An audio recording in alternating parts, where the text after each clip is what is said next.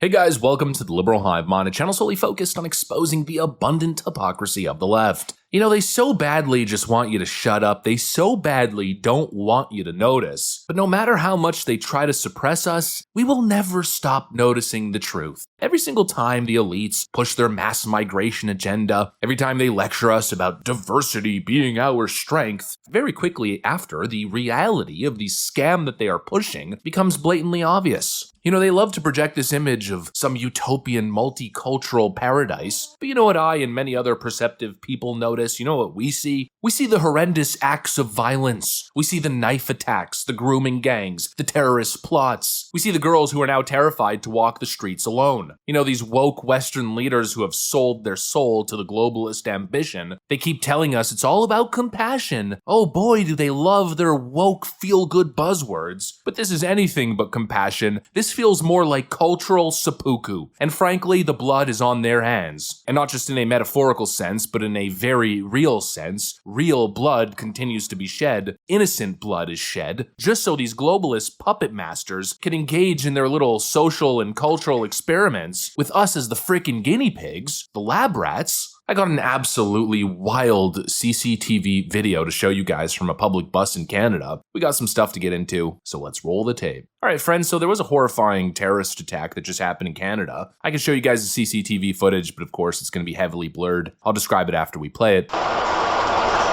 Security video captures both men standing near the rear exit doors and riding together in silence for about 3 minutes. Before Kawam pulls out a large knife and attacks, slashing at the victim's neck 3 times and intending to kill him, according to the admissions at trial. As bus passengers scream, the victim uses his body to push Kawam out of the bus. So here's the backstory. A man by the name of Abdul Aziz Kawam allegedly walked up to some random guy at a bus stop, where he then asked that guy, "Are you a Muslim?" And when the answer came back as no, he tried to stab him. Now fortunately, the individual just ran away and he wasn't harmed. But then this completely crazed individual boards a bus, identifies somebody who I guess he perceived as white or just looking Christian, as non-Muslim, and so you can see him kind of contemplating, then he pulls the blade out of his pocket and starts slashing at the guy's face and throat. The dude was just leaning on a pole, holding a coffee in hand, no provocation, and boom, jihad. Do you feel culturally enriched yet? And now, of course, you might be thinking I'm jumping to conclusions based on the individual's name or visual identity, but no, trust me, I am not, because apparently after this incident, after the second failed stabbing, I might as well update you guys on what happened here. The individual who was slashed had some pretty significant injuries, but he did in fact survive. But after the incident, the Islamic jihadist apparently called 911, where he basically admitted that he did it on behalf of the quote Islamic State. And he followed that up by saying, "I just did an attack in the bus." Then the 911 phone operator asked what happened. Kawam answered, "If you want the war to end, become Muslim or pay the jizya, not sure, to the Islamic State. Don't be a fool and hide this message from your people because this will hurt civilians." A straight up threat to civilian life. You did the attack? Yeah, Where was the bus? Fraser Highway. Okay, what happened? You want the war to end, become Muslim, or pay the jizya to the Islamic State.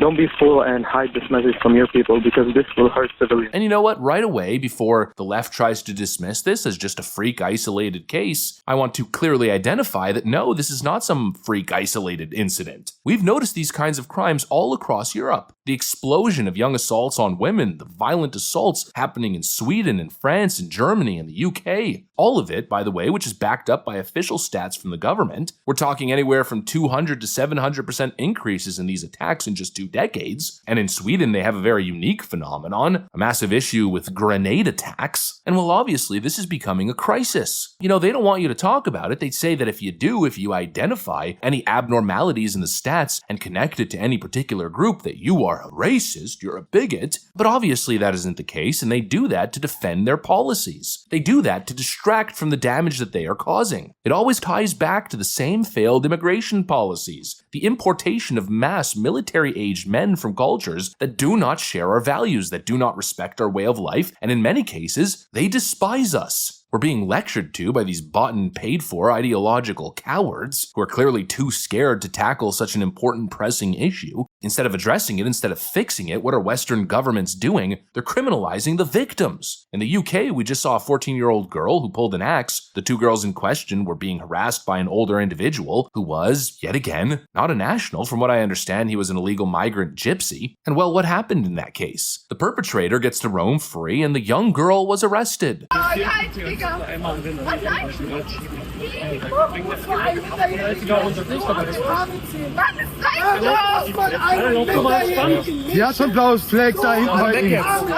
Yeah, the victims are now the criminals. And the people who notice, the people who question, they now fall in the same criminal category. In Canada, the United Kingdom, in Germany, you can literally be arrested for criticizing immigration policy on social media. In fact, it's getting so insane that if you retweet the wrong thing, you can get arrested. The offence of incitement to racial hatred involves publishing or distributing material which is insulting or abusive, which is intended to or likely to start racial hatred. So if you retweet that, then you're republishing that, and then potentially you're committing that offence. And we do have dedicated police officers who are scouring social media. Their job is to look for this material and then follow up with identification arrests and so forth. So it's a really, really serious. People might think they're not doing anything harmful. They are, and the consequences will be visited upon them. Quote, hateful retweets can now be a criminal offense. And what they mean by hateful is if you retweet the wrong stats or the wrong opinion, if you identify a clear issue that's leading to real world harm, well, apparently that's now hateful. Completely insane. And obviously deliberate. These bought and paid for empty suit politicians who hide behind these draconian hate speech laws because they know their policies are indefensible. They know the numbers. They know their citizens are less safe. But obviously they don't care. Whether it's moral cowardice, whether it's corruption, or both. Basically, the situation can be described as Western nations importing chaos, in these cases importing terrorists, while punishing their own people for pointing it out. It's insane. And look, nobody's saying that every migrant is a jihadist, but what we are saying is that this kind of leadership that ignores obvious patterns, the obvious cultural clash, the obvious danger that is being imported, it simply cannot be ignored. I mean, what kind of leadership insists on open borders, zero assimilation, and then acts shocked when blood is spilled? This is not compassion, folks. This is a betrayal of the Western world. And it's time for people to wake up. We need to slam the brakes on uncontrolled migration. And most importantly, we need to demand assimilation as a non-negotiable. And yes, that means picking and choosing the migrants that we allow into our countries. Again, I maintain that Europe is the warning sign. Well, clearly, Canada didn't get the memo, didn't get the frickin' warning. They fully bought into Justin Trudeau's notion of a post-national state. And now look at the results. Please do not follow in that same path, because in 10 years, you'll be seeing a whole lot more of what Europe is currently experiencing. And that simply cannot be allowed to stand. Anyways, that's pretty much what I got. Thanks for watching, and I'll see you on the next one.